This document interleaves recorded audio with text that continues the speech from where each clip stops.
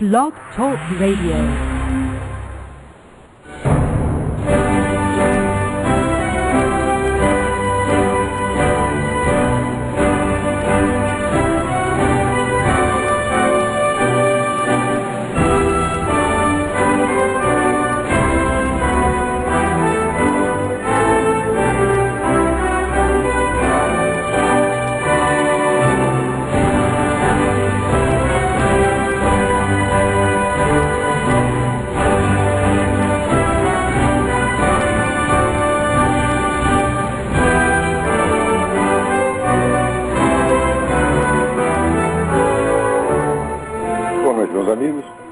Estamos aqui de volta.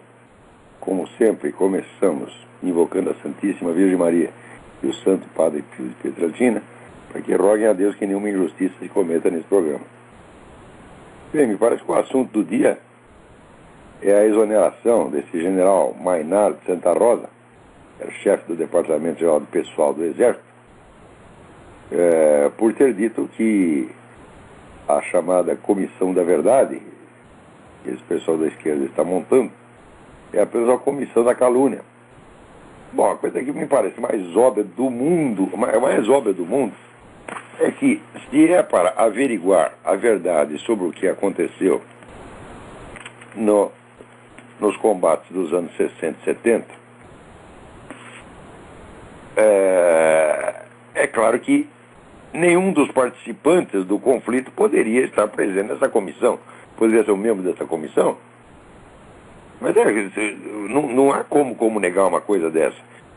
Agora, o fato é o seguinte, é que quem está propondo a comissão é um dos lados do combate, e ele mesmo compõe, né? Então, os membros da comissão que vai investigar e vai condenar. O que é isso, porra? Não faz o menor sentido. Isso é apenas uma comissão da acusação. Até é curioso que na carta que deu o rolo aí do general, ele até usa uma imagem totalmente errada, que ele compara isso com a Inquisição. Fala, não, general, a Inquisição, né, jamais foi composta de suspeitos. Né? O que o pessoal está querendo fazer é o seguinte, é uma Inquisição, né, onde os acusados é que são, vamos dizer, os investigadores e juízes. Não faz sentido uma coisa dessa. Quer dizer, o processo inquisitorial chama-se inquisitorial por contraste com o que era o processo acusatorial, que era o processo romano, onde você juntasse, né, o acusador, né, o acusador jurasse que o outro fez isso, aquilo, já está condenado. A Inquisição institui que a investigação é um dos princípios básicos da justiça. Ademais, veja, naquela época, se o sujeito era acusado de heresia, o que fazia o tribunal?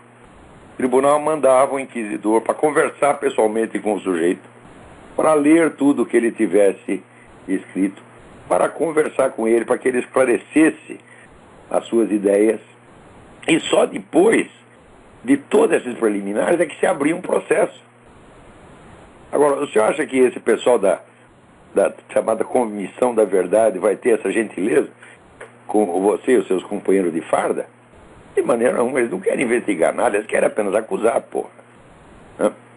Então, o uso dessa figura de linguagem da Inquisição revela o que é, quando eu digo hegemonia cultural, é isto. Quer dizer, mesmo aquele que está contra o sistema esquerdista dominante, ele usa as figuras de linguagem, as imagens, e mostra que todo o imaginário dele foi moldado pelo adversário. Quer dizer, você aceitar esse mito da Inquisição que corre por aí, né? Mas é um mito que foi criado ao longo de quatro séculos por partes interessadas. Aqui, por exemplo, tem um sujeito chamado Henry Charles Lee, um historiador do fim do século XIX, que é o maior mentiroso, é um protestante que odeia a Igreja Católica, ele inventa pra caramba. Ele diz lá que a Inquisição condenou à morte 3 milhões de pessoas. O que é isso, pô? Que palhaçada é essa? Quer dizer, pelas investigações mais recentes, a Inquisição Espanhola, que foi a pior de todas, matou 20 mil pessoas, condenou à morte 20 mil pessoas em 4 séculos e 12 países. Quer dizer, que é praticamente nada, né? Assim, qualquer país onde haja pena de morte, condena mais gente à morte do que a Inquisição condenou. Então essa imagem demonizada da Inquisição é uma mentira que foi implantada por pessoas que são inimigas de gente como o general. E, no entanto, ele usa essa linguagem. É claro que isso não invalida a mensagem que ele está dizendo. Ele está dizendo a estrita verdade. Agora, quem mentiu, quem está mentindo descaradamente, é o comandante do Exército, general Enzo Peri, um homem no qual eu jamais confiei. Jamais confiei, tá certo? E quando eu falava dele, então vinha os meus amigos militares dizendo, não, ele é boa gente, ele isso, aquilo. Boa gente é o Katzo. Ele disse que a opinião do general Santa Rosa não expressa a opinião da força, porque a opinião da força quem expressa é o comandante. Errado, general. Errado. A opinião da força é aquela que se ouve entre os oficiais e soldados. Essa é a opinião da força. O que o senhor expressa não é a opinião da força, é a opinião do governo.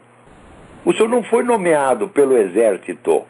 O senhor foi nomeado por Luiz Inácio Lula da Silva e Nelson Jobim. O senhor foi nomeado por esses puxa-saco de comunistas, se não comunistas eles próprios. É a opinião deles que o senhor expressa, não a opinião da força. Quem expressa a opinião da força é o general Santa Rosa. Eu sei qual é a opinião da força, porque eu tenho muita convivência com militares. Trabalhei com militares durante quase 3 anos no livro, quando a gente estava escrevendo o livro do Exército na História do Brasil, né? Eu conheci um monte de milico naquele tempo. Eu sei o que eles pensam. E o que eles pensam é verdade. Eles pensam igualzinho o general Santa Rosa. Agora você, Enzo Peri, você expressa a opinião do Foro de São Paulo, a opinião do Luiz Inácio Lula da Silva, a opinião de Marco Aurélio Garcia, porque você é apenas um puxa-saco. Isso é o que você é. Tá certo? Então, você está lá para dizer o que eles te mandam. Tá certo? Não para dizer a verdade. Porque o general Santa Rosa disse a verdade. Você quer uma coisa mais óbvia do que essa? Quer dizer, uma comissão feita para investigar, não um combate, um conflito, composta por um dos lados do conflito. Como é que se pode chamar uma coisa dessa comissão da verdade? O que tem que averiguar? Eu acho que tem que averiguar tudo. Só que é o seguinte, se você participou dos acontecimentos na época, né, se você era guerrilheiro ou estava dando tiro em guerrilheiro, você não pode participar da comissão. Tinha que ser gente de uma outra geração que não foi comprometida por esse conflito e que, vamos dizer, sem preconceito, sem ódio contra ninguém, vai averiguar o que aconteceu mesmo.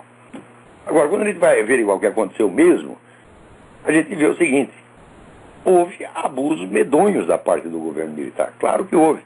Houve alguns casos de tortura comprovados. Tá certo? E tem pelo menos um caso, que é o do Vladimir Herzog, que é, evidentemente, um assassinato. Tá certo?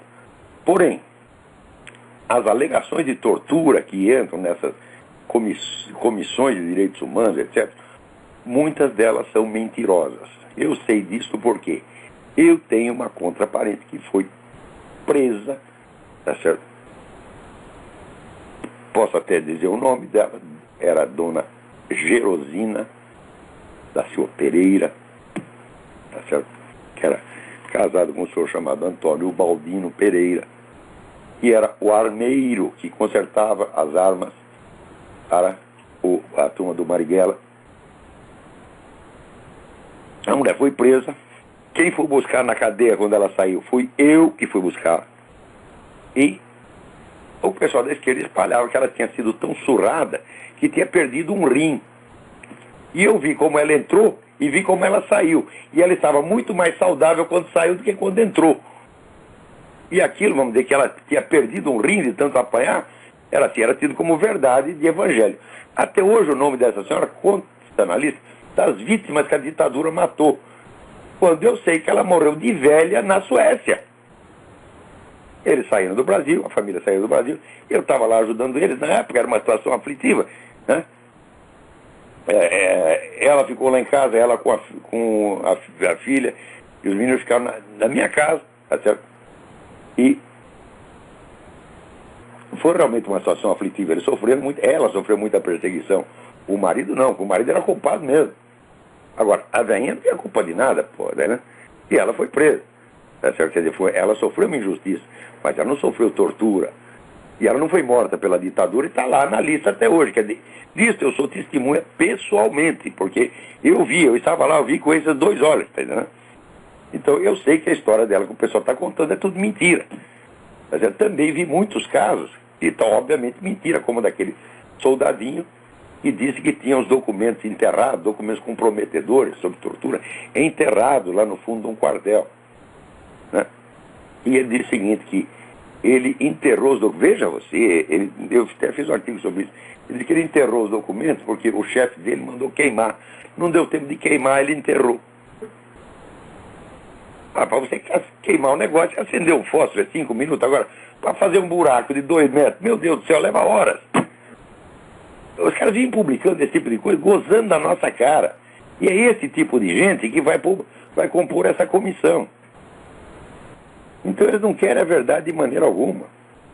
Né? Peraí, tem alguém na linha, vamos lá.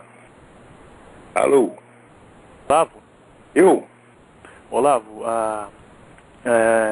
eu vou citar aqui o trecho de uma música. E quem é você? Parece Fernando, sou do interior de São Paulo, Guararapes. Tudo bem?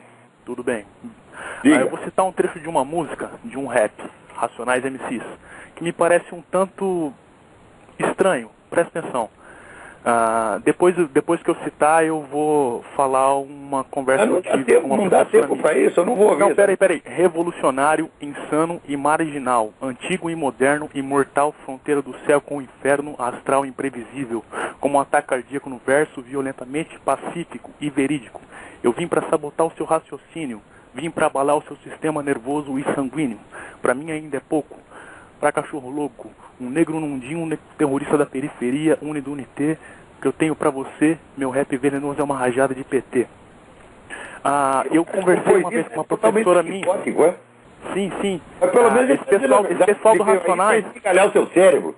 Esse pessoal do Racionais, eles faziam parte das coisas do discussão junto com o PT em São Paulo, viu? Um dos integrantes do Racionais fazia discussão política com uma professora. Eles se chamam Racionais? Puta merda! Me parece meio que uma musiquinha, tipo, para instigar a criminalidade, sei lá. Mas aqui nos Estados Unidos está cheio de música assim, rapaz. O rap é uma música de inspiração criminosa mesmo. Não tem a menor dúvida. É feito para instilar ódio na alma das pessoas. Um abraço. Abraço. Coisa meio racional. Racional é a puta que eu pariu, o que é isso, né? Que coisa. Agora, olha aqui. Eu li saiu até no Brasil, saiu até veja, até no Brasil foi comentado isso. Né, que na Inglaterra, e saiu no New England Journal of Medicine, que é uma publicação de certa reputação. Eles fizeram um teste com um paciente que estava em estado vegetativo e viram que o cérebro dele reagia às perguntas que faziam. Tinha uma área do sim e uma área do não, uma área que eles associam. Ele disse, olha, tal imagem, né, que move tal área do cérebro, significa sim. Tal outra significa não. E eles disseram isso para o camarada. E quando eles faziam pergunta para ele, né, por exemplo, você é o seu vizinho, ativava a área do não. Você é um ser humano, ativava a área do sim. Quer dizer, o sujeito estava pensando, ele sabia o que ele estava respondendo. Então, veja, viram um número imenso de terras escravos que foram assassinadas a sangue frio e estavam conscientes do que estava se passando. A mulher ouvia as pessoas tramando a morte dela. Na época a gente dizia, olha, isso aí que estão fazendo é matar um ser humano que está consciente, ela não é um vegetal. Quer dizer, o estado vegetativo, quando ele chama estado vegetativo, isto não é uma descrição científica realista, objetiva. É uma figura de linguagem. Não existe estado vegetativo. Só vegetal. Você pegar um tomate está no estado vegetativo. Claro que está. Agora, o ser humano que está deitado, sem movimento, sem poder falar, pode estar consciente de tudo. Tá certo? Mesmo que esteja sob anestesia profunda. Eu já vi isso, gente que foi operada com anestesia e depois contou tudo o que ouviu os médicos falarem durante a operação. Tá certo? Agora, a pessoa lá que entrou num coma, está lá, aspas, estado vegetativo, As pessoas dizem, quer dizer, qualificam o estado do sujeito como vegetal, e daí, por terem usado essa palavra, começam a achar que é um vegetal mesmo. Quer dizer, é um caso de auto-hipnose verbal. Vamos dizer que é o modo de comunicação mais característico do nosso tempo. Quer dizer, o sujeito diz uma coisa e porque ele conseguiu dizer, ele acredita. E aquilo que ele está vendo se torna menos persuasivo para ele do que aquilo que ele ouviu ele mesmo dizer. É um processo absolutamente psicótico. E em nome, vamos dizer, dessa psicose, então, se os tribunais ordenam que mate o sujeito porque está, aspas, em estado vegetativo. Esse homem estava em estado vegetativo, entre aspas, há 5 anos. Né? E ele respondeu direitinho a todas as perguntas que os médicos fizeram. Quer dizer, você estava totalmente inconsciente, somente incapacitado de movimento. Você também, como não podia mover nada, também não podia falar. Né?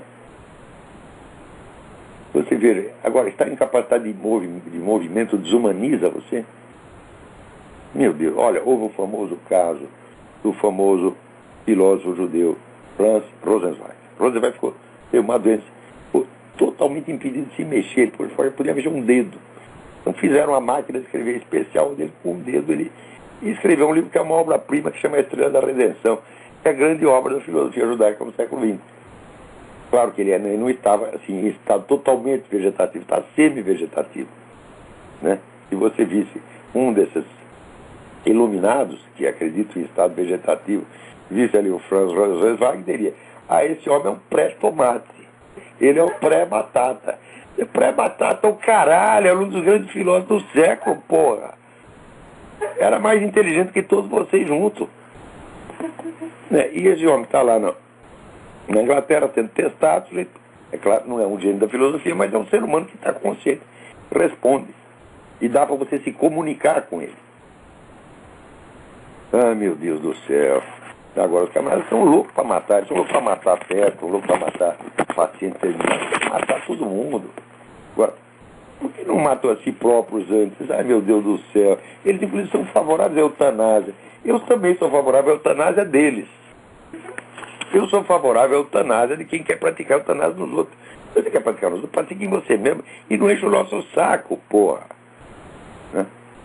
Agora esse mundo aqui tá maluco. Aqui hoje chegou uma notícia aqui, o economista Arthur Laffer, que foi chefe do Departamento de Orçamento no tempo do governo Ronald Reagan, e que, portanto, obviamente é alguém que entende do assunto, ele acabou de dizer que o plano de orçamento do presidente Barack Obama é o plano perfeito e inevitável para o desastre. Mas quem é que não sabe disso? Todo mundo sabe, é só a questão de fazer as contas. Por quê?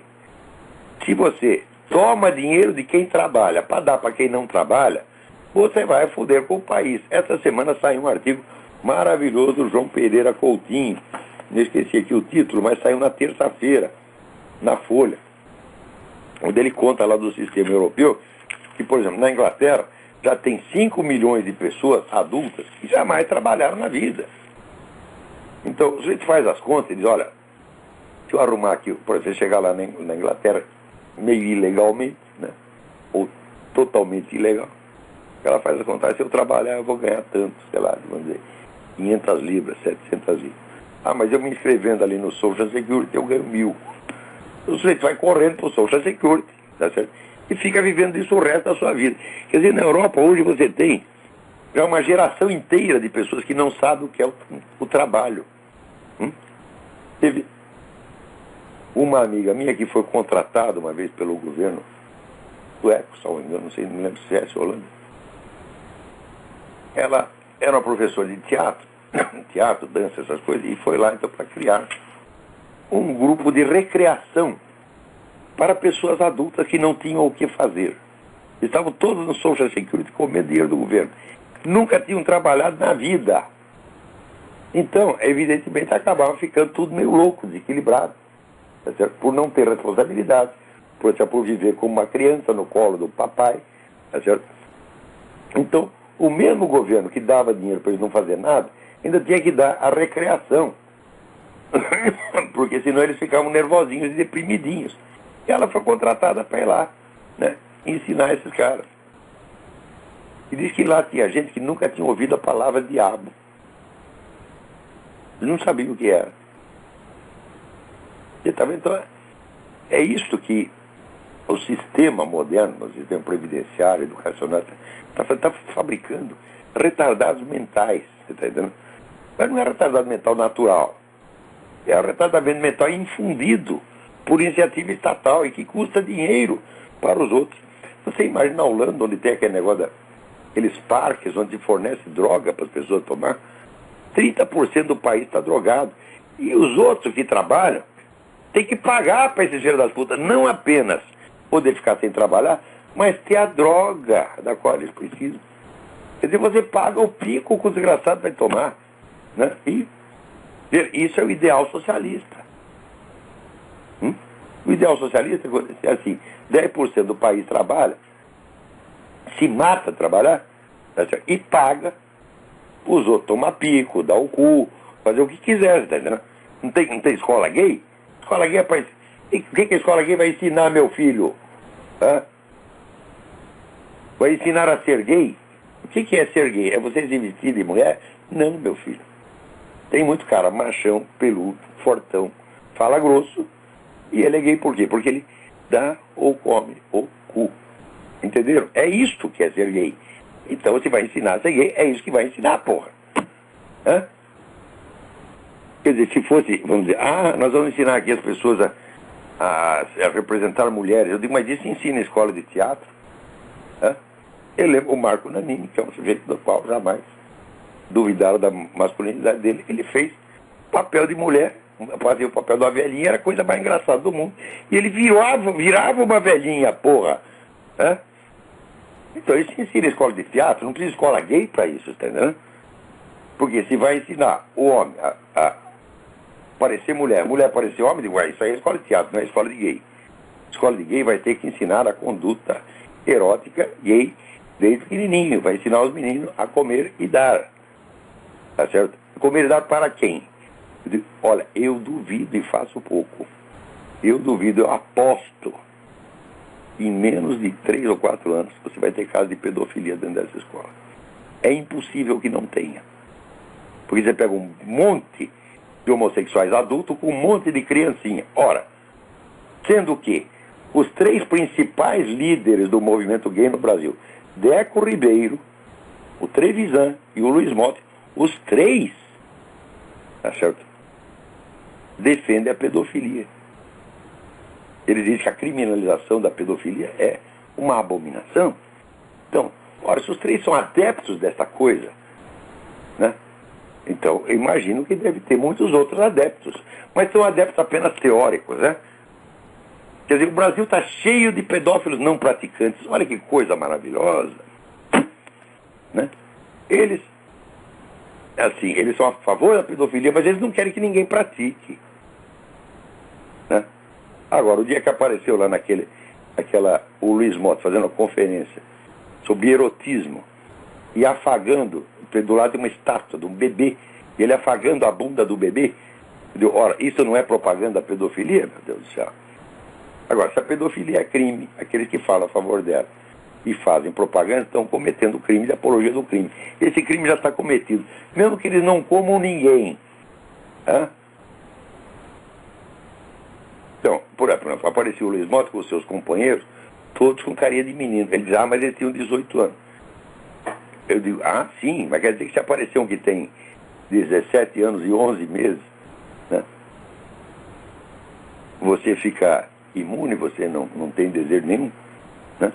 É claro que a pessoa tem fantasia pedófila, porra. Não há a menor dúvida disso.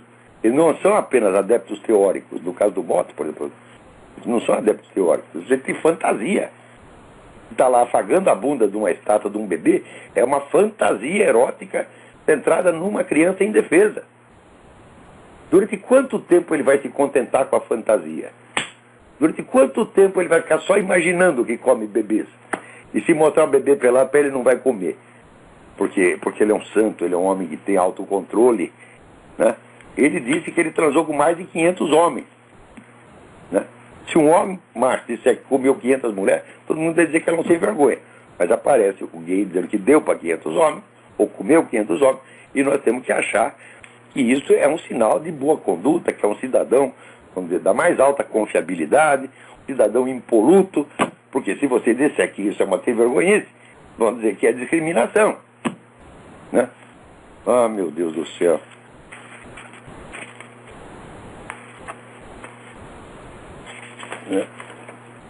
Agora, aqui nos Estados Unidos é um negócio incrível. O governo Barack Obama insistiu em tratar os terroristas presos como se fossem cidadãos americanos. Quer dizer, eles têm todos os direitos que o cidadão americano tem. Ele vai ser julgado por um tribunal civil, né? Vamos dizer, o julgamento será aberto, todo mundo vai saber de tudo, quer dizer, segredos militares serão expostos ali em público. E no fim, o sujeito ainda vai sair rindo da cara da corte. Quer dizer, como é que é possível isto? Agora estão discutindo aí que um sujeito chamado Ali Al-Bahur, né, que fez um vídeo que mostrava lá um terrorista disparando um míssil e ele conclamava os muçulmanos a unir-se à Al-Qaeda e combater os Estados Unidos. Cara, então, eles têm dúvida se isso é propaganda do terrorismo. Estão discutindo. Eu digo, olha, peraí, vocês se juntam a uma organização, traz um apelo para as pessoas se juntem a uma organização terrorista. Né? Quer dizer, é um anúncio de recrutamento. E isso não é propaganda. É possível ter alguma dúvida, é possível levantar essa dúvida. Levanta-se, porque aqui, vamos dizer, o artificialismo, o raciocínio postiço desse advogado aqui, uma coisa impressionante. Então ele disse o seguinte, que, bom, nos Estados Unidos de fato não existe o delito de apologia do crime, a não ser que o crime de fato aconteça. Né?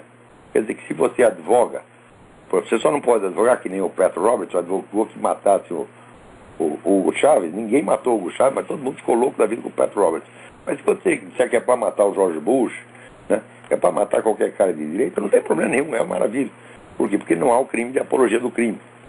Né? Agora, esse sujeito, será que ele fez apenas apologia do crime? Não, peraí. A Al-Qaeda de fato cometeu os crimes, ela não se limitou a fazer a apologia. Então o crime foi de fato praticado, porra.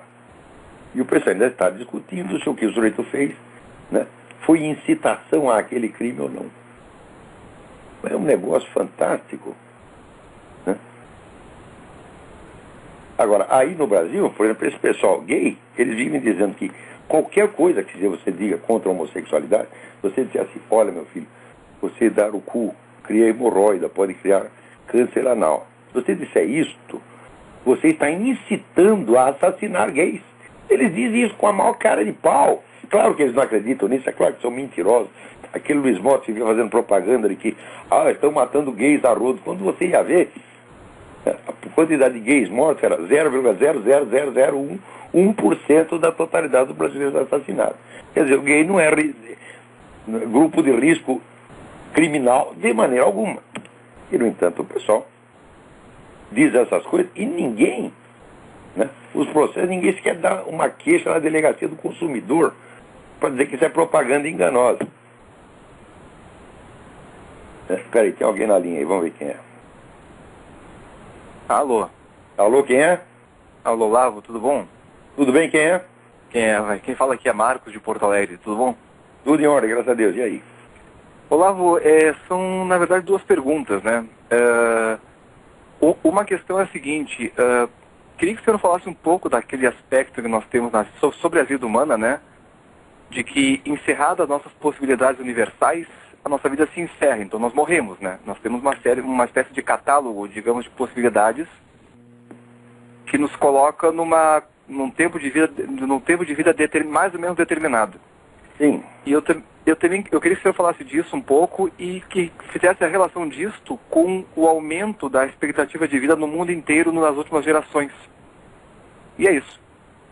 Bom, o aumento da expectativa de vida Obrigado, acontece, tchau. é devido basicamente a duas coisas. melhor saneamento básico e melhor alimentação. O pessoal diz, não, mas são os progressos da medicina. Falo, não são os progressos da medicina. Né? Aqui nos Estados Unidos, os erros médicos matam 1 milhão de pessoas por ano. Não é exatamente 1 milhão e 900 e poucos mil, mas é quase lá. Todas as outras causas de mortalidade estão muito abaixo disso. Tá certo? Então, atribuir a maior duração de vida à medicina é uma mentira monstruosa. Agora, se você tem comida melhor, e você não pode negar que hoje você tem, graças ao maldito capitalismo, ao maldito agronegócio, porque aqui a comida é produzida por agronegócio mesmo. Tá certo? E estão indo fazendas enormes, com a mão de obra relativamente reduzida e muito bem equipadas mecanicamente. Tá certo? Então, uma produção imensa. Então, eu, às vezes, fico besta com como a comida é barata aqui nos Estados Unidos e no Brasil também. No Brasil, a comida é baratíssima. Tá certo? Tanto que você vê que entre os pobres brasileiros, os casos de desnutrição são um número mínimo. Hoje você tem mais problemas de obesidade entre os pobres do que problema de desnutrição. Então o pessoal está comendo melhor, tá certo? E a água que o sujeito toma tem menos merda dentro, tá certo? Então é claro que vai viver mais. É óbvio que vai viver mais, mas vivendo mais ou vivendo menos, isso aí, olha, não é porque o sujeito está mais velhinho que ele está gostando de morrer. Entendeu?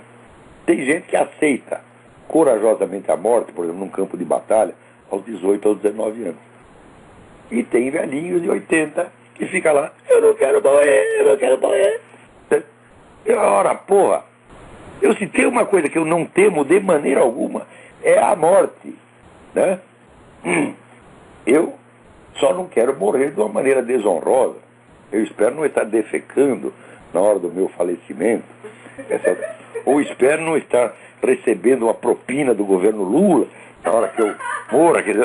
Eu quero morrer fazendo o meu trabalho dignamente, tá certo? Seja agora, neste momento, ou seja daqui 20, 30 anos, para mim tanto faz. A hora que Jesus Cristo me chamar, eu vou alegremente, porque eu creio que é com Ele que eu vou encontrar, né? Então, eu tenho certeza que a morte é a passagem para a eternidade. Leio o último livro do Dinesh de Souza, Vida Após a Morte. As provas de existência de vida após a morte são tão esmagadoras que não tem mais como discutir o problema. Tá certo? Então, só se a pessoa não quiser, falar, eu não quero acreditar, tá bem, é um direito, né? Alô, tem mais alguém na linha? Alô, Olavo? Eu? Opa, Olavo, tudo bom? Aqui é o Clã aqui de São Paulo. Tudo bem? Tudo. Olavo, eu queria falar a respeito aí do que você colocou aí no início do programa, né, a respeito do general. Isso aí é para esses generais safados do Exército Brasileiro, tá, tomar um tapa na cara, para eles aprenderem a não querer fazer lobby com político. É isso general, mesmo, não tem nada que ficar puxando saco de PT. Para coronel não ficar fazendo festinha em quartel para receber político. Para coronel de exército, comandante... nas putas, não, você tá entendendo? Para coronel de exército, comandante, não ficar fazendo lobby com o vereador, colocando político dentro de quartel. É isso entendeu? Mesmo. Então tapa na cara de todo mundo, desses militares tudo safado, entendeu? Que estão endossando isso. Esses caras são uma vergonha para as Forças Armadas. Uma vez tu uma discussão com um desgraçado desse, ele diz, respeite a minha farda. Eu digo, eu respeito a sua farda, eu só não respeito o que está dentro dela. Entendeu? E outra coisa... A farda um dia vai vomitar você. Esse pessoalzinho que está sofrendo represália, é tudo neguinho que foi nomeado, Olavo. Não tem santo nessa história não, entendeu? Eu só acho que a mesma Constituição que fala que é vedado o anonimato, que é a livre expressão do pensamento, né? Poderia agora servir de pano de fundo aí para essa discussão, entendeu? Isso aí é para eles aprenderem. Isso aí é para eles aprenderem a não ficar endossando politicagem. Mas foi isso que o general Santa Rosa falou. Ele exatamente. Disse isso, nós jamais deveríamos ter permitido que esses camaradas nos julgassem. Entendeu? Agora deixa eu chegar no poder. Uhum. Agora não tem mais nada o que fazer, agora tem que aguentar, porra. O pessoal tem que entender que o Exército ele não serve governo, ele serve ao Estado brasileiro. Perfeitamente. O Exército não pertence ao governo, o seu general Peri. O Exército pertence ao Estado. E a opinião da força, que é a opinião dos soldados e oficiais, e eu a conheço, porque eu tive uma das coisas mais honrosas da minha vida. Quando o meu nome foi citado para, né, me darem a medalha do pacificador, a tropa aplaudiu, porque sabe que eu estava lá arriscando minha vida, defendendo a honra das Forças Armadas, às quais eu jamais pertenci. Eu tive a sorte, o azar de ser dispensado por sorteio. Então nunca sequer serviu, mas defendiu as Forças Armadas.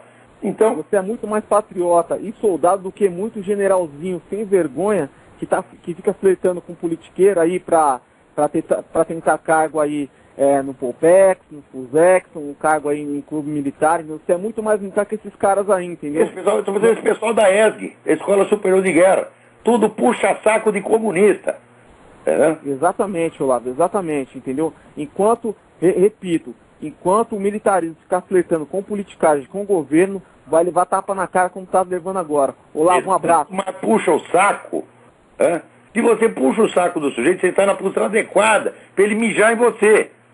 Você está ali de joelho puxando o saco. Ele mija em você, porra. É a coisa mais óbvia. Então é o meu conselho. Jamais puxe saco.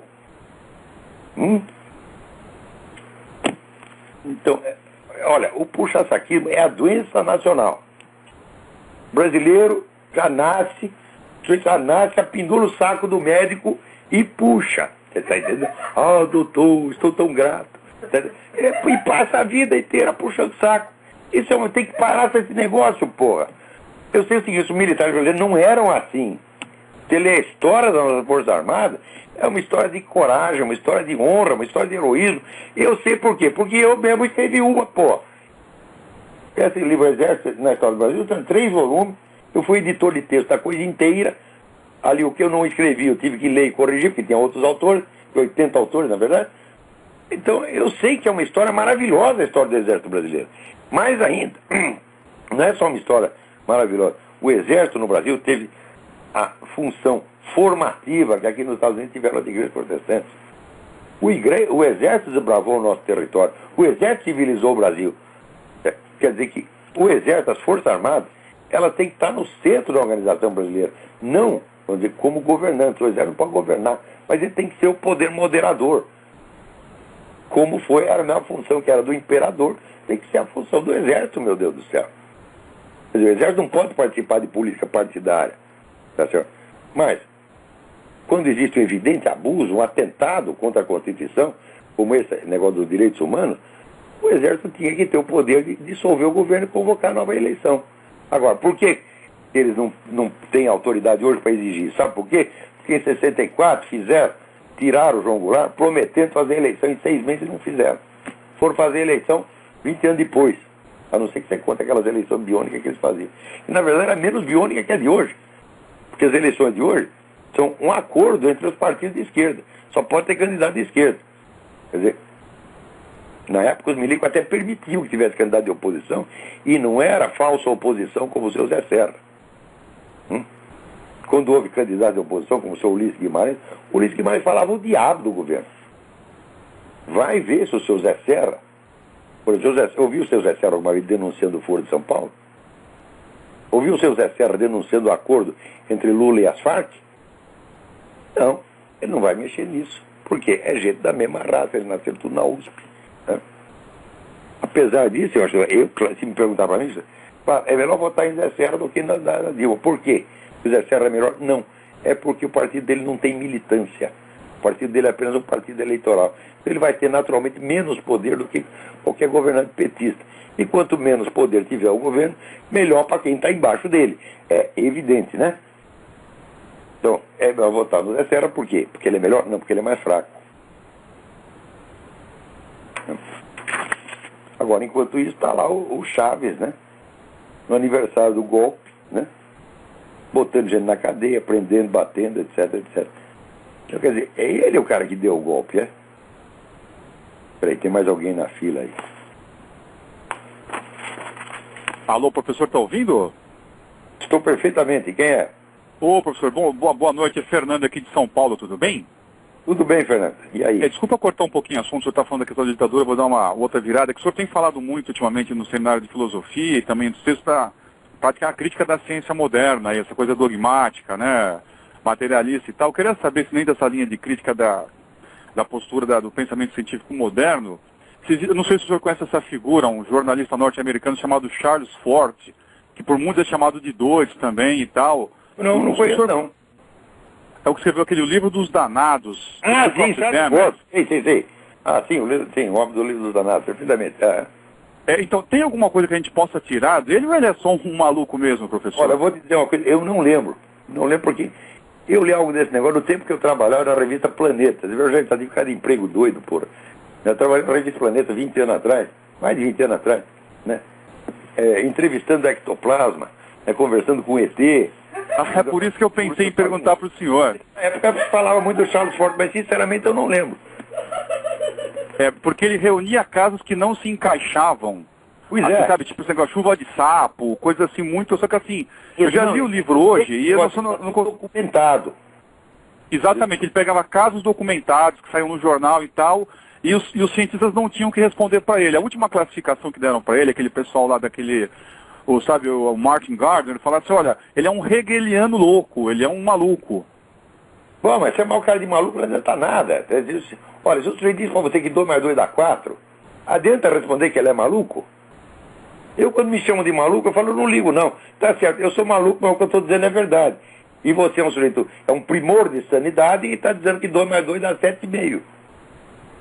Entendi, professor. Agora, é só para terminar, para poder desligar o telefone.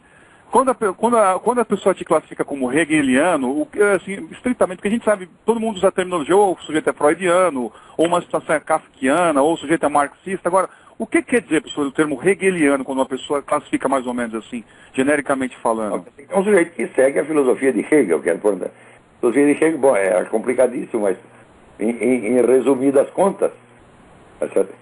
Ela acredita que Deus se forma e se cria a si mesmo no processo histórico.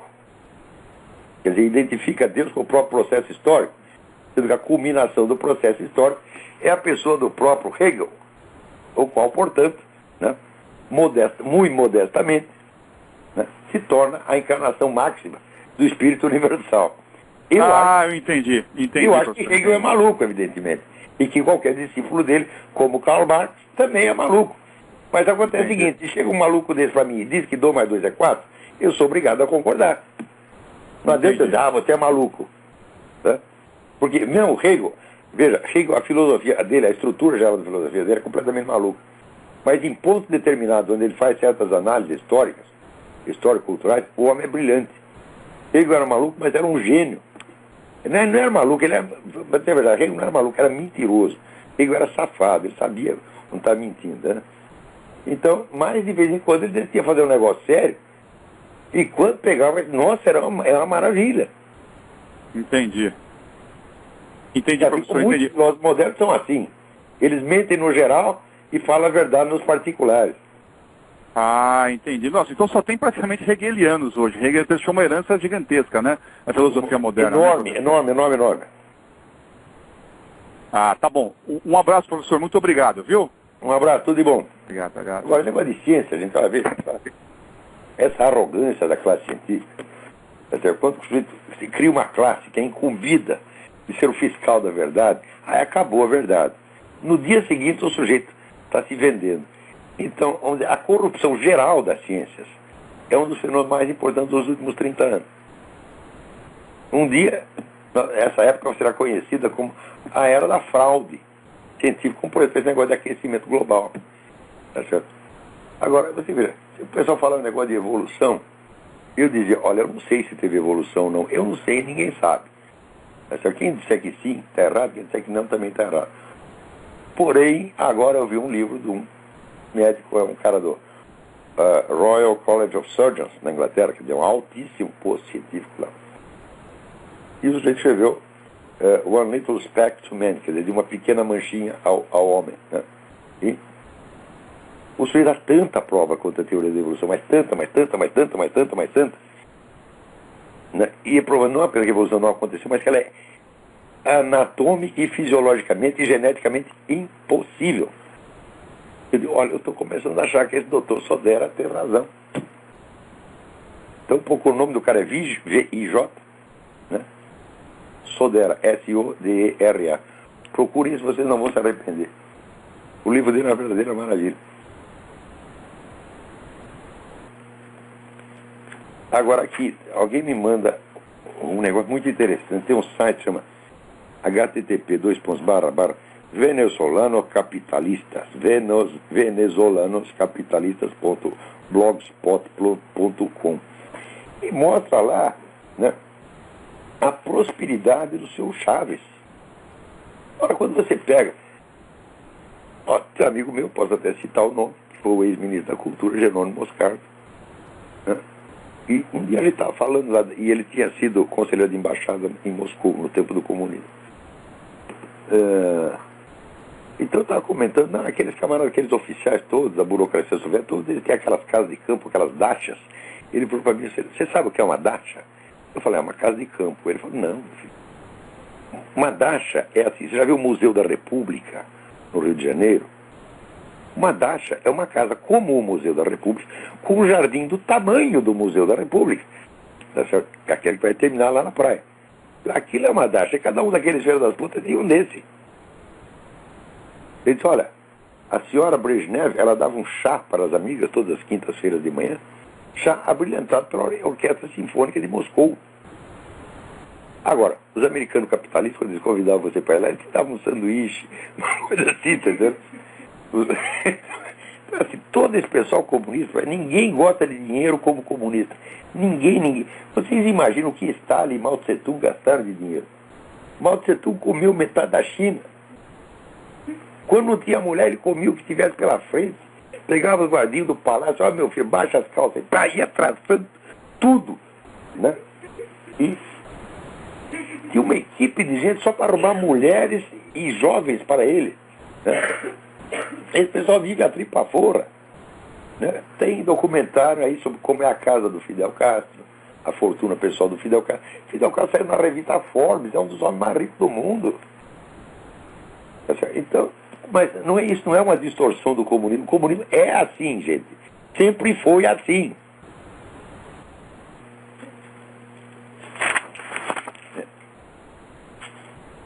Tem mais alguém na linha aí?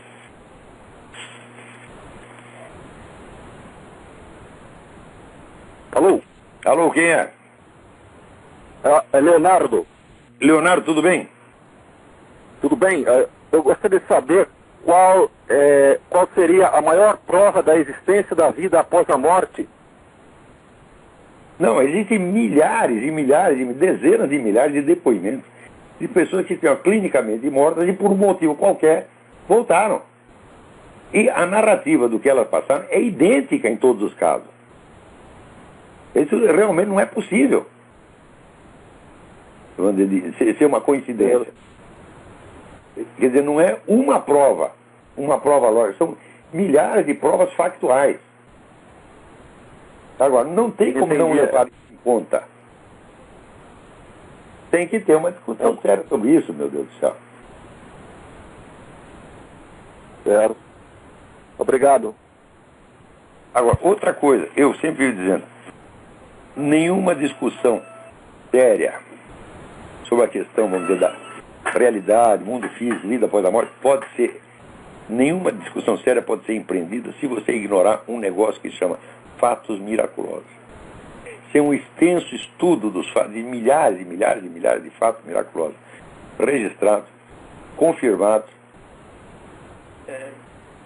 Não dá para discutir seriamente a coisa, porque você acha que somente um certo tipo de fatos, limitados, vamos dizer, convencionalmente delimitados por um negócio chamado ciência, equivale. Aliás, chamar isso de ciência já é um absurdo, porque ciência é qualquer conhecimento fundamentado, não só o conhecimento obtido por um determinado método, tá certo? Então, quer dizer, estão usurpando, estão dando ao gênero o nome da espécie. Aliás, estão dando à espécie o nome do gênero. Sim.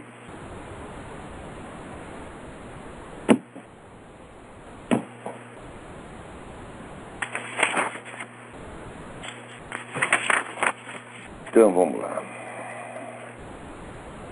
Agora aqui, né? Está em discussão aí porque um outro general, candidato ao Supremo Tribunal Militar, general Cerqueira Filho, disse que não quer gays no Exército. Não é que não quer gays, tem gays no Exército, atualmente já tem, mas o sujeito está lá não como gay, ele está como uma pessoa comum. E a conduta sexual privada dele, ninguém tem nada a ver com isso. Essa é a única orientação certa. Por quê? Eu já expliquei, eu tenho a demonstração, como dizer, apodíctica, irrefutável disso aqui.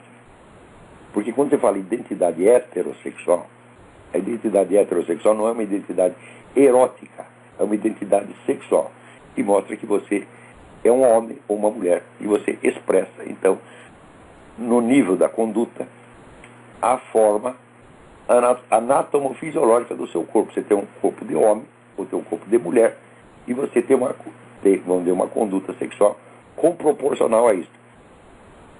Para saber com o sujeito como é que se demonstra a heterossexualidade do sujeito, quando ele age como um homem ou como uma mulher, de acordo com a sua forma anatômica. Ele não precisa expressar desejo erótico para isso. Aliás, se um heterossexual vive expressando desejo erótico, ele é considerado um sujeito indecente e ele é rejeitado pela sociedade. Então, a identidade externa é simplesmente a conduta masculina ou feminina amputada de sinais eróticos. Mas como não existe uma forma corporal gay, a identidade gay só pode se manifestar exteriormente através da expressão de desejo erótico. Então, identidade gay é expressão de desejo erótico em público. Quer dizer, condutas que você jamais aceitaria de um hétero, você aceita do gay.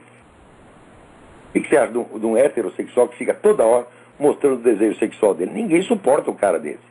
Agora, o gay, ele tem que mostrar por sinais verbais e gestuais e indumentários o tempo todo a expressão do seu desejo.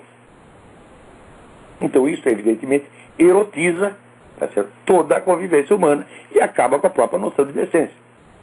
Tá certo, então? Um sujeito dizer que é gay, tá certo, não expressa a sua identidade gay se ele não tiver nenhum traço diferencial. Você tem esse traço diferencial, é exatamente o quê? Então vocês ouçam os gays falando. Vejam o seu Luiz Motta fazendo conferência, afagando a bunda de uma estátua do bebê, e você vai ver qual é o desejo erótico dele. E ele está manifestando esse desejo erótico. Né?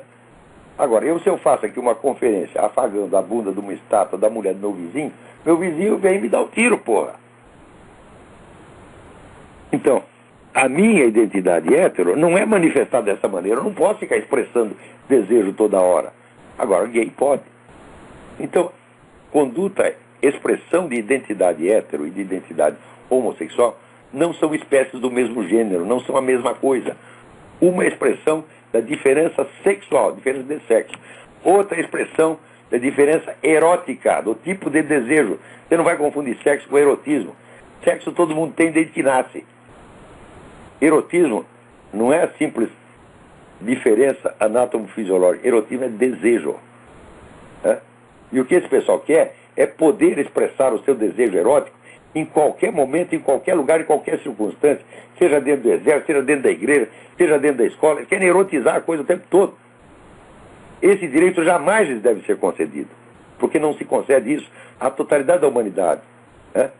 Para a totalidade da humanidade, a expressão de desejo só é decente quando limitada a certos lugares, ou à casa do cidadão, à sua vida privada, ou a lugares apropriados para isso. Como aqui está cheio, por exemplo, de bares de paquera. Você sabe que se você vai entrar lá, ou é você cantar alguém, ou para levar uma cantada. Agora, você sabe que se for na igreja, não vai acontecer isso, né? Não vão começar passando a mão na sua bunda, etc, etc. Agora, o gay quer poder isso.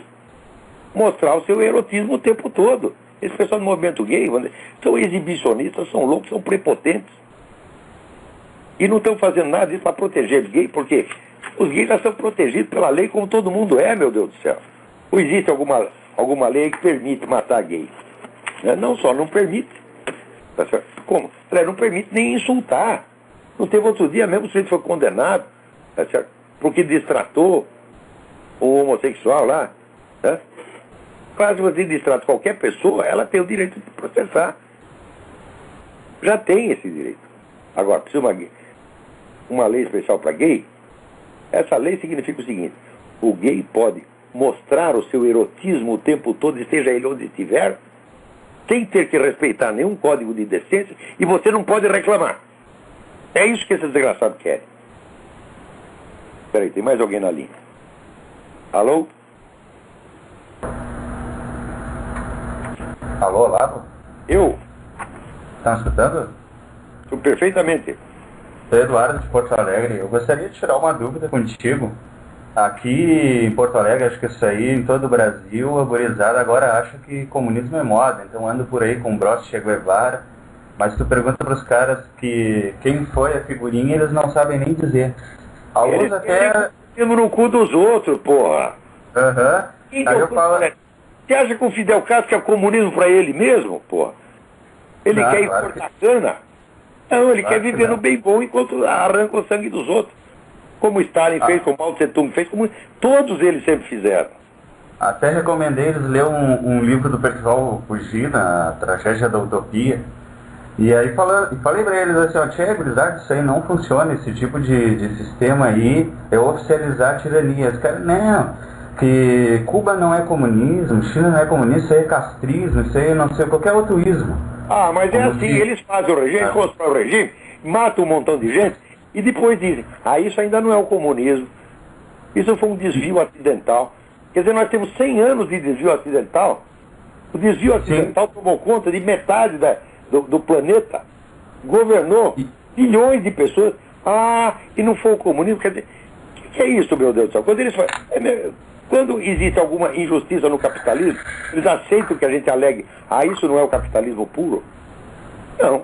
Eles estão falando do capitalismo, eles falam do capitalismo que existe. Fala do comunismo, é do comunismo ideal que vai existir daqui não sei quanto tempo. Isso é uma total irresponsabilidade, isso é uma farsa. A pessoa que faz isso é um sem vergonha. Tem vergonha. E aqui no Brasil as pessoas têm uma tendência a acreditar... O comunista não responde pela história do comunismo. Eles não aceitam a responsabilidade que eles têm no que eles mesmos fizeram. Sim. E eu não sei, as pessoas aqui acho que têm tendência de estar acreditando em fantasias. Aí até falei com um amigo meu, lê os artigos lá do Ludwig von Mises, que aqui o pessoal em economia não lê mais nada, né? Que o mundo já evoluiu, eles não sabem nem o que é a escola austríaca e tudo. E eles dizem que sim, o socialismo é uma ignorância presunçosa, é uma atitude existencial mentirosa, falsa e que raia a psicopatia. Por quê? O sujeito não ter nenhuma responsabilidade pelo que ele diz é psicopatia, evidentemente. A convivência depende da responsabilidade. Uma pessoa ali não está qualificada para a convivência civilizada. E aí eles falam que no Chile houve uma experiência, eu já ouvi 500 vezes, que houve uma experiência socialista que deu certo, aí eu peço uma escola. Não deu certo nada, que o desgraçado do Allende mandou matar mais de 1000 pessoas, porra. A guarda privada do Allende matou mais de 1000 pessoas. E o Allende foi tirado do governo por causa disso. Tu vê. E eles ficam falando sempre... Agora, enquanto eles estão matando, tá tudo bem. A hora que começa a matar eles, aí não pode mais. Vou perguntar para eles o que eles acham da Venezuela atualmente. Assim, pois deve estar sendo lindo. Vou acabar mandando tomar no cu mesmo, não adianta. Não tem como conversar com essa gente. Não tem mais solução. O saco estoura. É mesmo. Então. Muito obrigado, Olavo, pelo programa e pelas coisas que a gente está aprendendo contigo. Valeu. Nosso tempo aqui está no fim. Só antes de acabar, eu queria lembrar mais uma coisa aqui. Aqui agora descobriram que existe o fumo de terceira mão. Quer dizer, você vai lá fora, fuma, você trouxe umas partículas de nicotina na sua roupa e vai matar um montão de gente em volta. E no hotel, por exemplo, o sujeito 3 meses atrás fumou um cigarro lá, daí depois chega um casal com o bebê anda ali no tapete, o bebê cai morto da mesma hora. Pá! Esses camaradas são loucos, evidentemente, são loucos, tarados, psicóticos. Né? Agora vamos eleger um desses governador, tem que aguentar. Né? Esse é o José Serra, que nem Hitler. Hitler não suportava a aproximação de um fumante a menos de 200 metros. Né? O Zé Serra também é assim. Meu sonho é encontrar o Zé Serra na rua e fumar um cigarro e dar uma baforada na cara dele. Mas, se eu tivesse aí, eu ia ter que votar no desgraçado. Ia comprar um saco de engove e ia votar no porra do Zé Serra, para ganhar um tempo. Já disse, não porque ele é melhor, mas porque ele é mais fraco do que o PT. Então, até semana que vem, muito obrigado.